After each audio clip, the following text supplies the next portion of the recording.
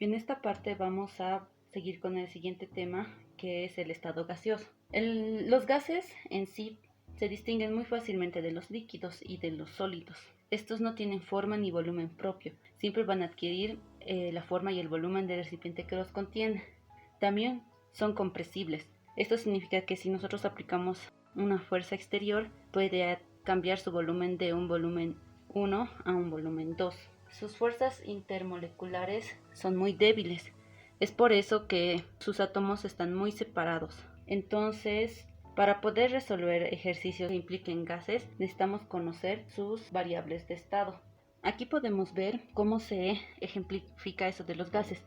Por ejemplo, puede haber aquí un gas contenido y se va a adaptar siempre a la forma del recipiente que lo contiene. Mientras que si esta misma cantidad vamos a ponerla en este recipiente, igual se va a tener que adaptar, ya sea expandiéndose más, no van a tener volumen ni forma propia. La parte de la compresibilidad. Este es un pistón donde nosotros tenemos una cierta cantidad de gas. Si nosotros aplicamos una presión, su volumen va a cambiar. E incluso si es suficiente presión, puede llegar a condensar. Ahora, las fuerzas intermoleculares van a estar separadas. Eso quiere decir que aquí tenemos un átomo de gas, otro átomo de gas. Tiene una distancia superior. Ahora, en los líquidos esta distancia va a ser menor, mientras que en los sólidos es mucho más pequeña. Por eso los gases pueden tanto expandirse como comprimirse, gracias a esta fuerza intermolecular. Una propiedad muy importante de los gases es que nosotros tenemos que considerar la presión. ¿Qué es la presión? Presión es igual a fuerza sobre área. Esta es una variable muy importante para los gases, porque depende de la presión cómo vaya a cambiar el volumen e incluso la temperatura. Para poder resolver ejercicios, nosotros necesitamos conocer variables. Y las variables que vamos a utilizar van a ser justamente presión, temperatura, volumen, número de moles. La presión vamos a poder calcularla también usando esta fórmula o vamos a poder hallarla a través de estas otras. Temperatura vamos a conocer, ¿verdad? Usando un termómetro. El volumen ya podemos usar un recipiente con un volumen fijo. Y para hallar el número de moles, nosotros necesitamos conocer cuánta masa de gas tenemos dentro del recipiente. Número de moles es igual a masa sobre peso molecular. Tenemos que diferenciar entre las diferentes presiones que existen. Vamos a empezar por la presión atmosférica. La presión atmosférica es la presión de la atmósfera. Es la presión que ejerce el peso del aire sobre la Tierra. Se puede deducir de esta fórmula donde nosotros podemos reemplazar la fuerza del aire, que es masa por gravedad, la masa del aire y el área de la superficie de la Tierra. Esta es igual a la presión barométrica. Para esta presión nosotros tenemos valores ya establecidos. Estos son los más usados y los que vamos a necesitar para nuestros factores de conversión. ¿Qué es la presión absoluta? Es la presión del gas. La presión que nosotros vayamos a medir va a ser la presión absoluta. Y por último, la presión manométrica. Esta en sí es una presión relativa. ¿Por qué relativa? Recuerdan que para el caso de temperaturas teníamos escalas absolutas y relativas. Las relativas, para poder diferenciarlas, nosotros conocemos que llevan signo negativo, ¿ya? Estas escalas relativas siempre están comparadas con una escala absoluta. En este caso, la presión manométrica va a ser la comparación, la diferencia en sí, de la presión absoluta y de la presión atmosférica. Esta diferencia nos puede dar tanto un valor positivo como negativo, porque esta va a ser constante. La presión absoluta o del gas puede que sea menor que el de la presión atmosférica. En ese caso nos va a dar negativo. Esta presión manométrica podemos medir con instrumentos llamados manómetros. Nos indica si la presión del gas es mayor o menor a la presión atmosférica. Vamos a seguir con las leyes empíricas. Son las siguientes. Ley de Boyle. Tenemos ciertas condiciones para aplicar estas leyes empíricas. No se olviden que necesitamos estos 4 parámetros para poder medir las condiciones de un gas. Entonces, la ley de Boyle nos dice que tenemos que tener moles y temperatura constante. vamos a poder aplicar esta siguiente fórmula. Presión en las condiciones 1 por volumen 1 igual a presión en las condiciones 2 por volumen 2. Y lo mismo vamos a hacer para las siguientes leyes.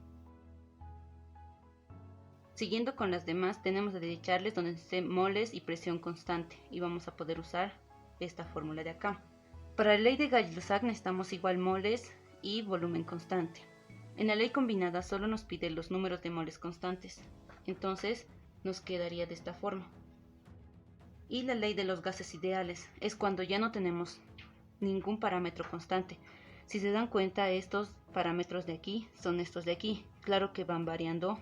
La ley de los gases ideales es la siguiente, donde esta es la ley de los gases ideales, donde R es la constante universal de los gases ideales. P ya la conocemos: presión, volumen, número de moles y temperatura. R puede tener los siguientes valores. Esos son los valores más comunes de R. Los que nosotros vamos a utilizar van a ser estos dos. Esto se usa para cuando necesitamos transformar a energía. Entonces, otra cosa muy importante que necesitamos conocer es las unidades con las que nosotros tenemos que reemplazar. Presión tienen que estar en atmósferas o milímetros de mercurio. El volumen en litros, el número de moles en mol y la temperatura en Kelvin. Dependiendo a cómo vayamos a usar, tenemos que usar la constante respectiva. Vamos a entrar a la mezcla de gases. Todo lo anterior mencionado es válido. Cuando hablamos de mezcla de gases, hay ciertas variables que van a cambiar. Por ejemplo, cuando teníamos la ecuación de los gases ideales, digamos que tenemos solo para hidrógeno. Este subíndice significa que está en estado gaseoso, son dos moléculas de hidrógeno. Vamos a poder poner presión del hidrógeno, volumen del hidrógeno. En sí, no se utiliza volumen del hidrógeno a menos que estén separados. Y temperatura, lo mismo. Entonces, asumiendo que este hidrógeno se encuentra un recipiente con volumen fijo, entonces el volumen tendría que ser volumen del recipiente, que en sí sería lo mismo, pero no se utiliza el subíndice de esta forma. Ya, entonces solo tendríamos que poner volumen. Los moles sí tenemos que diferenciar. Esta constante no es de ningún gas, así que tiene que ser independiente. Y la temperatura tampoco tiene que ver nada con un solo gas. Ahora, si nosotros le añadimos oxígeno, entonces, ¿cómo va a cambiar? Vamos a tener el mismo recipiente. Va a tener hidrógeno y oxígeno. Tendría que ser presión total. ¿Ya? Aquí es presión del hidrógeno porque solo el hidrógeno está ocupando el recipiente. Cuando tenemos dos compuestos o más de un elemento, más de un compuesto, tenemos que asumir una presión total o presión absoluta que estábamos diciendo al inicio. El volumen es el mismo, recuerden que es el mismo recipiente. Ahora, número de moles totales también, porque recuerden que este número de moles, ¿verdad?, es igual a la masa sobre el peso molecular. Esto nos dice que tenemos aquí la masa, pero de dos compuestos, y el peso molecular tampoco es el mismo. Entonces es número de moles totales. R va a ser el mismo y la temperatura es la temperatura del recipiente. Va a ser una temperatura única para los dos. Entonces, cuando hablamos de mezcla de gases, los parámetros que cambian son la presión y el número de moles.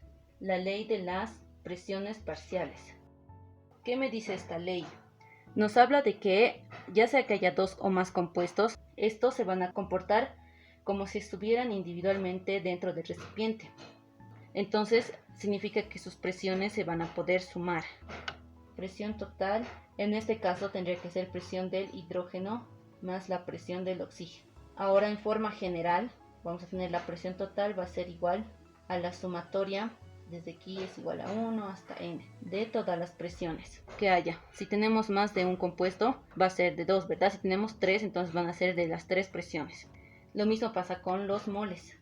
Moles totales es igual a la sumatoria de mol 1, en el ejemplo mol del oxígeno, mol del nitrógeno, y lo mismo va a representar una sumatoria. Cuando hablamos de mezclas, también aquí cambia.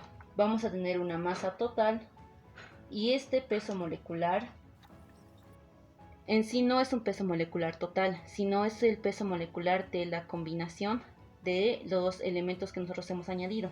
Para escribir este peso molecular necesitamos primero conocer. Esto nos va a indicar la cantidad en la que se encuentra nuestro gas dentro de una mezcla. Es una propiedad intensiva. Nosotros la vamos a poder hallar de las siguientes formas. Conociendo la fracción molar, nosotros vamos a poder hallar el peso molecular promedio. Este es el peso molecular de la mezcla de gases.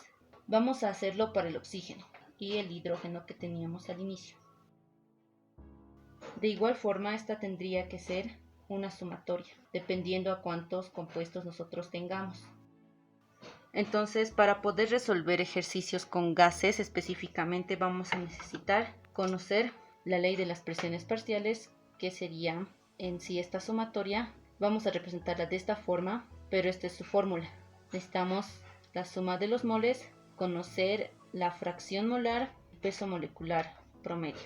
Ahora también nosotros podemos hallar la densidad de la mezcla, que es simplemente reemplazar en la ecuación de estado. Aquí vamos a tener densidad es masa sobre volumen. De la ecuación de estado vamos a reemplazar el número de moles, masa sobre peso molecular, y vamos a agrupar estas dos. Se pasa a multiplicar, ¿verdad? Y todo esto pasa a dividir. Y la densidad va a ser el presión, peso molecular, constante por la temperatura. Si nosotros queremos hallar densidad de la mezcla, tendremos que usar temperatura, presión total, peso molecular promedio, R y T se mantienen. Otra fórmula más que viene con la fracción molar es la sumatoria de todas las fracciones tienen que ser igual a 1. Esta también es otra fórmula que nosotros vamos a utilizar. Y con eso acabamos lo que es teoría de mezcla de gases y pasamos a resolver los ejercicios.